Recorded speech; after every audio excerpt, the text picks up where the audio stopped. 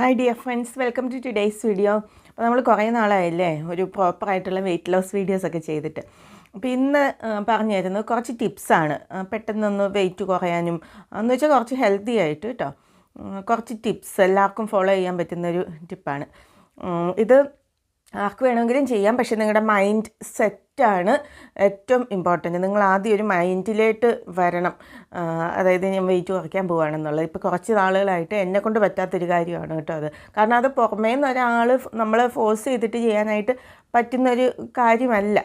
എങ്കിൽ പോലും നമുക്ക് ട്രൈ ചെയ്യാം, അത്രേ ഉള്ളൂ. ഞാൻ ഞാൻ ഒരു ഡയറ്റ് ചെയ്യാനായിട്ടുള്ള യാതൊരു മാനസികാവസ്ഥയും എനിക്കില്ല.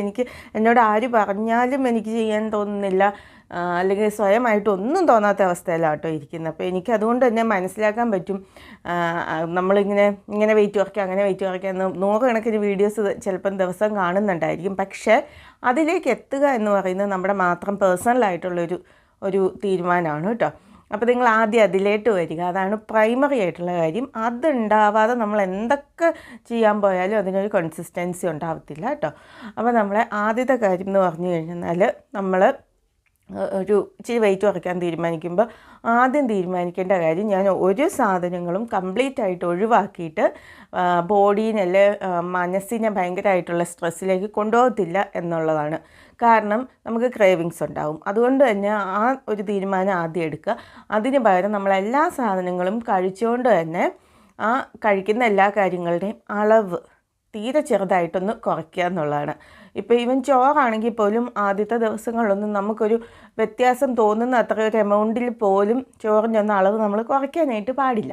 അതായത് നിങ്ങളിപ്പം എടുക്കുന്ന ചോറിൽ നിന്ന് 1-2 സ്പൂൺ അളവ് കുറച്ചിട്ട് അത്രയും കറി കൂടുതലായിട്ട് എടുക്കുക. അപ്പോൾ ടോട്ടൽ എമൗണ്ടിൽ ഒരു വ്യത്യാസം ഉണ്ടാകത്തില്ല. പകരം നമ്മൾ കഴിക്കുന്ന ചോറിൻ്റെ അളവിൽ മാത്രമായിരിക്കും ചെറിയൊരു വ്യത്യാസം ഉണ്ടാകുന്നത്. അതുപോലെ ചോറ് കംപ്ലീറ്റ് ആയിട്ട് ഒഴിവാക്കിക്കൊണ്ട് ഇപ്പം മിക്ക വണ്ണമുള്ള ആളുകളുടെയും ഒരു പ്രശ്നമായിരിക്കും ചോറിനോടുള്ള ഭയങ്കരമായിട്ടുള്ള ഇഷ്ടം. എനിക്കൊക്കെ ആണെങ്കിലും അങ്ങനെ ചോറ് കഴിച്ച് കഴിയുമ്പോൾ കിട്ടുന്ന ഒരു സന്തോഷമൊന്നും വേറെ എന്ത് ഫുഡ് കഴിച്ചാലും കിട്ടാറില്ല. ചോറ് ഇഷ്ടമില്ലാത്ത ഒരുപാട് ആളുകളുണ്ട് കേട്ടോ. എങ്കിൽ പോലും സാധാരണക്കാർക്ക് ചോറ് എപ്പോഴും ഒരു വീക്ക്നെസ്സാണ്, അതുകൊണ്ട് പറയുന്നത് കേട്ടോ. അപ്പോൾ ചോറ് ആദ്യമേ ഒഴിവാക്കുക എന്നുള്ളൊരു തീരുമാനത്തിലേക്കൊന്നും പോകരുത്. ചോറിൻ്റെ അളവ് വളരെ ചെറുതായിട്ടൊന്ന് കുറയ്ക്കുക കേട്ടോ. അതിൻ്റെ ഒപ്പം തന്നെ കറിയുടെ അളവ് കൂട്ടുക. പിന്നെ ബ്രേക്ക്ഫാസ്റ്റ് നിങ്ങൾ കഴിക്കുന്ന സ്വഭാവം ഇല്ലാത്ത ഒരാളാണെന്നുണ്ടെങ്കിൽ നിങ്ങൾ ബ്രേക്ക്ഫാസ്റ്റ് കഴിക്കാനായിട്ട് നോക്കുക. ബ്രേക്ക്ഫാസ്റ്റ് കഴിക്കുന്നതിൻ്റെ ഒരു ബെനിഫിറ്റ് എന്താണെന്ന് വെച്ചാൽ, ബ്രേക്ക്ഫാസ്റ്റ് നമ്മൾ താല്പര്യമില്ലാത്ത ആളാണെങ്കിൽ പോലും നമ്മൾ ബ്രേക്ക്ഫാസ്റ്റ് കഴിച്ചാൽ അന്നത്തെ ദിവസത്തെ ടോട്ടലായിട്ടുള്ളൊരു ഫുഡ് ക്രേവിങ്സ് ഒന്ന് കുറയ്ക്കാനായിട്ട് അത് ഹെൽപ്പ് ചെയ്യുന്നുണ്ട് കേട്ടോ. അപ്പോൾ അങ്ങനെ ഒരു ബെനിഫിറ്റ് ഓർത്തിട്ടെങ്കിലും ചെറുതായിട്ട് എന്തെങ്കിലും കഴിക്കുക. അപ്പോൾ അത് നിങ്ങൾക്ക് എന്തെങ്കിലും ഫ്രൂട്ട്സ് കഴിക്കാനാണ് ഇഷ്ടമെന്നുണ്ടെങ്കിൽ ബനാന, ആപ്പിൾ അതുപോലെയുള്ള മധുരം കുറവുള്ള ഫ്രൂട്ട്സ് ചൂസ് ചെയ്യാനായിട്ട് ശ്രമിക്കുക കേട്ടോ. പിന്നെ ചില ആളുകൾക്ക് പെട്ടെന്ന് വിശക്കും. രാവിലെ എന്തെങ്കിലും കഴിച്ചാലും ഇല്ലെങ്കിലും ഒരു 10-11 മണിയൊക്കെ ആകുമ്പോഴത്തേക്കും വിശക്കുന്ന ആളുകളുണ്ട്. അപ്പോൾ ആ ഒരു സമയത്താണ് നിങ്ങൾ ആദ്യത്തെ ഭക്ഷണം കഴിക്കുന്നതെങ്കിൽ, അതായത് ഇപ്പോൾ ബ്രേക്ക്ഫാസ്റ്റ് ഒന്നും കഴിച്ചിട്ടില്ല, ഇനി അഥവാ ബ്രേക്ക്ഫാസ്റ്റ് കഴിച്ചാലും കുഴപ്പമില്ല, 10-11 മണിയൊക്കെ ആകുമ്പോൾ കഴിക്കണം എന്ന് തോന്നുമ്പോൾ ആ ഒരു സമയത്ത് ഹെവി ആയിട്ട് കഴിക്കാതിരിക്കുക. ആ ഒരു സമയത്ത് നമ്മൾ ചെറുതായിട്ട് ചെറിയ സ്നാക്സ് പോലെയുള്ള കാര്യങ്ങൾ കഴിക്കുക. എന്ന് വെച്ചാൽ ബേക്കറീസ് ഒന്നും അല്ല കേട്ടോ ഞാൻ ഉദ്ദേശിച്ചത്. എന്തെങ്കിലും ഇപ്പോൾ ബ്രേക്ക്ഫാസ്റ്റ് കഴിച്ച ആൾക്കാരാണെങ്കിൽ ഒരു കുക്കുംബറോ ക്യാരറ്റോ അങ്ങനെയുള്ള കാര്യങ്ങൾ കഴിക്കുക. ഇനി അതല്ല ബ്രേക്ക്ഫാസ്റ്റ് കഴിക്കാതെ ആ ഒരു സമയത്താണ് ഡയറക്റ്റായിട്ട് കഴിക്കുന്നതെന്നുണ്ടെങ്കിൽ നിങ്ങൾ ആദ്യം വളരെ ലൈറ്റായിട്ട് എന്തെങ്കിലും ഒരു കാര്യം കഴിച്ചിട്ട്, അതായത് നമ്മളിപ്പോൾ ഇൻ്റർമീഡിയറ്റ് ഫാസ്റ്റിങ്ങിലൊക്കെ ആണെങ്കിൽ ഫാസ്റ്റിംഗ് ഒന്ന് ബ്രേക്ക് ചെയ്യാനായിട്ട് എന്തെങ്കിലും ചെറുതായിട്ട് കഴിക്കില്ല, അതുപോലെ ചെറുതായിട്ട് എന്തെങ്കിലും ഒന്ന് കഴിച്ചതിന് ശേഷം ഒരു 20 മിനിറ്റ്സ് ഒക്കെ സമയം കൊടുത്തതിന് ശേഷം നിങ്ങൾ മെയിനായിട്ടുള്ള കാര്യങ്ങൾ കഴിക്കുക. അപ്പോൾ ആ ഒരു സമയത്ത് ഡയറക്റ്റ് നമ്മൾ ലഞ്ച് അല്ല അത്രയും ഹെവി ആയിട്ടുള്ള കാര്യങ്ങൾ കഴിക്കാതെ ബ്രേക്ക്ഫാസ്റ്റിൻ്റെ ഐറ്റം എന്താണോ അത് തന്നെ പ്രിഫർ ചെയ്യാനായിട്ട് നോക്കുക. അപ്പോൾ അവിടെയും നമ്മൾ അളവിൻ്റെ കാര്യത്തിൽ ഒന്ന് ശ്രദ്ധിക്കുക. ഇപ്പോൾ ഇഡലിയോ ദോശയോ അങ്ങനെയുള്ള കാര്യങ്ങളൊക്കെയാണ് കഴിച്ചുകൊണ്ടിരുന്നതെന്നുണ്ടെങ്കിൽ അതിൻ്റെ അളവ് ചെറുതായിട്ടൊന്ന് കുറച്ച് കൊടുക്കുക കേട്ടോ. പിന്നെ ലഞ്ചിൻ്റെ സമയത്തേക്ക് വരുമ്പോഴത്തേക്കും ലഞ്ച് ഭയങ്കര ഹെവി ആയിട്ട് കഴിക്കുന്ന ഒരുപാട് ആളുകളുണ്ട്.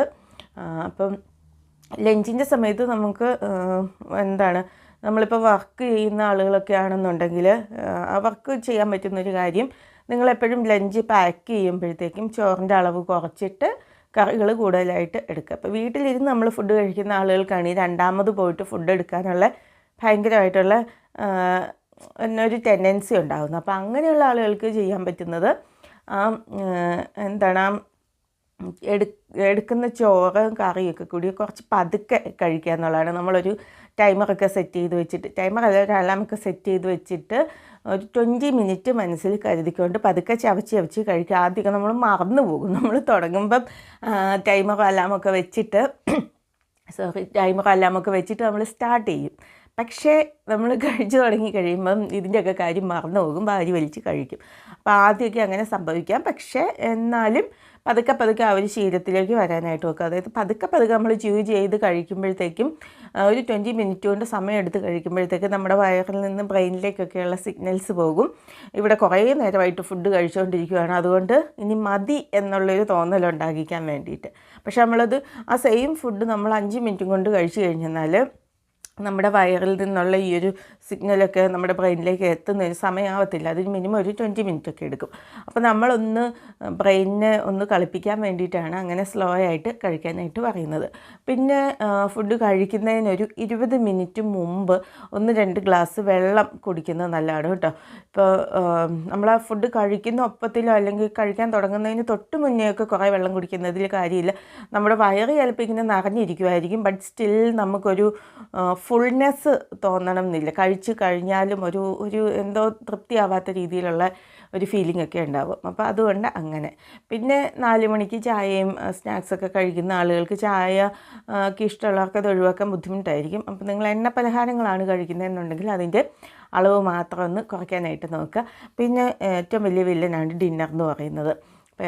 എന്നെ സംബന്ധിച്ച് ഏറ്റവും എനിക്ക് അഡ്ജസ്റ്റ് ചെയ്യാൻ പറ്റാത്തൊരു കാര്യം ഡിന്നർ തന്നെയാണ്. എനിക്ക് പകൽ കഴിച്ചില്ലെങ്കിലും കുഴപ്പമില്ല, വൈകിട്ട് ഭയങ്കര ഹെവി ആയിട്ട് കഴിക്കണം. അത് ലേറ്റ് നൈറ്റ് ഡിന്നർ കഴിക്കാനായിട്ട് ഇഷ്ടമാണ്. അപ്പം അങ്ങനെയുള്ള ആളുകൾക്ക് ഭയങ്കര ബുദ്ധിമുട്ടാണ് വെയിറ്റ് കുറയ്ക്കാനും അതുപോലെ തന്നെ ക്രേവിങ്സ് കുറയ്ക്കാനും. അവിടെ നമ്മൾ സ്ട്രോങ് ആയിട്ട് ഡിസിഷൻ എടുക്കാതെ പറ്റത്തില്ല. ഡിന്നർ നേരത്തെ കഴിക്കുക, 8 മണിക്കപ്പുറം പോവില്ല എന്നുള്ളത് ഫാമിലി മെമ്പേഴ്സിൻ്റെ ഒക്കെ സപ്പോർട്ട് ഉണ്ടെങ്കിൽ മാത്രം ചെയ്യാൻ പറ്റുന്നൊരു കാര്യമാണ്. എല്ലാവരും ഫുഡൊക്കെ കുറച്ച് നേരത്തെ കഴിച്ച് കഴിഞ്ഞാൽ പിന്നെ അല്ലെങ്കിൽ നമ്മൾ വീണ്ടും ഫുഡ് എടുക്കുകയും കുക്ക് ചെയ്യുകയൊക്കെ ചെയ്യുമ്പോഴത്തേക്കും നമുക്ക് വീണ്ടും ടെൻഡൻസി ഉണ്ടാവും കഴിക്കാനായിട്ട്. അപ്പോൾ അതാണ് അടുത്തൊരു വില്ലൻ എന്ന് പറയുന്നത്. പറ്റുന്ന അത്രയും നേരത്തെ കഴിക്കാനായിട്ട് നോക്കി. ഇത്രയും ചെറുതായിട്ടുള്ള കാര്യങ്ങൾ ചെയ്താൽ പോലും നിങ്ങൾ ആദ്യമായിട്ട് വെയിറ്റ് കുറയ്ക്കാൻ നോക്കുന്ന ഒരാളാണെന്നുണ്ടെങ്കിൽ 10 കിലോ വരെ നിങ്ങൾക്ക് കുറയ്ക്കാനായിട്ട് പറ്റും. ഇപ്പോൾ ഞാനൊക്കെ ഡയറ്റ് ചെയ്ത് ഇങ്ങനെ മെറ്റബോളിസമൊക്കെ ഇങ്ങനെ ആകെപ്പാടെ നശിച്ചിരിക്കുന്ന അവസ്ഥയിലായിരിക്കും. ഭയങ്കര സ്ലോ ആയിരിക്കും മെറ്റബോളിസം. അതുകൊണ്ട് തന്നെ വീണ്ടും വെയിറ്റ് ലോസ് ചെയ്യാമെന്ന് പറയുമ്പം ഭയങ്കര ബുദ്ധിമുട്ടായിരിക്കും. പക്ഷേ ആദ്യമായിട്ട് വെയിറ്റ് ലോസിലേക്ക് വരുന്ന ആളുകളുടെ മെറ്റബോളിസമൊക്കെ ഒന്ന് മെയിൻറ്റെയിൻ ചെയ്യാൻ ഭയങ്കര എളുപ്പമായിരിക്കും. അപ്പം അങ്ങനെയുള്ള ആളുകൾക്ക് ചെറിയ ചേഞ്ചസ് കൊണ്ട് തന്നെ പെട്ടെന്ന് വെയിറ്റ് കുറയും കേട്ടോ. അപ്പോൾ ഓൾറെഡി ഡയറ്റൊക്കെ ചെയ്തിട്ടുള്ള ആൾക്കാരാണെന്നുണ്ടെങ്കിൽ കുറച്ചും കൂടി കടുപ്പം കൂടിയ അല്ലെങ്കിൽ കുറച്ചുകൂടി ഹാർഡായിട്ടുള്ള സ്റ്റെപ്പുകളിലേക്ക് പോകേണ്ടതുണ്ട്. ഈ പറഞ്ഞ കാര്യങ്ങളൊക്കെ കുറച്ച് അതിൻ്റെ ഒരു ഇൻറ്റൻസിറ്റി കൂടുതലാക്കി ചെയ്യുക കേട്ടോ. അപ്പോൾ തന്നെ നമുക്ക് നല്ലതായിട്ടുള്ള വ്യത്യാസം ഉണ്ടാകും. അപ്പോൾ നമുക്ക് പുതിയൊരു വീഡിയോയുമായിട്ട് വീണ്ടും കാണാം. Till then bye.